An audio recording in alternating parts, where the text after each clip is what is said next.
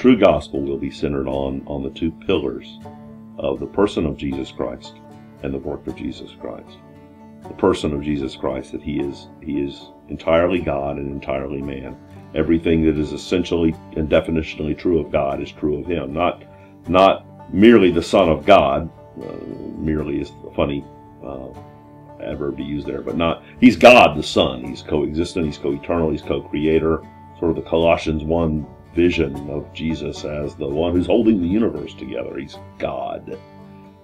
And in light of who he is, he has done something utterly remarkable, and that is he is accomplished entirely by his substitutionary death on the cross and his subsequent resurrection that proves the reality of who he claimed to be.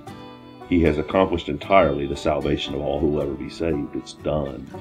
Now, the various false gospels will either purport to subtract from or add to one of those two components. They'll either make him less than, hard to make him more than he is, but make him less than he is by making him a guru or some sort of religious mentor figure.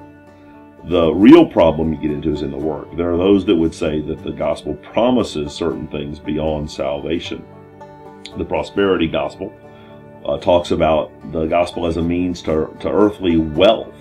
It's certainly the case that when you conduct yourself in a manner that honors Christ, there are certain material benefits to the, it's an old term, but the Protestant work ethic. If you conduct yourself in an honorable way and you don't waste money in living a profligate lifestyle, you may find yourself able to more manage life with the kinds of living that comes out as a consequence of following Christ. On the other hand, the sorts of absurd generosity that go with being a Christian, you may be poorer after you come to Christ than you were before you got saved. But there's nothing in the gospel that promises material wealth in this life to the believer. The false gospels just aren't gospels. Galatians 1 verses 8 or so says, if anyone, Paul told the churches of the Galatian region, if anyone comes at you with a different gospel than the one that I have preached, which is the gospel of Christ alone, by grace alone, through faith alone. If anybody comes at you with a different gospel than that, let them be accursed, anathema. So the gospels that promise prosperity, the gospels that promise social justice.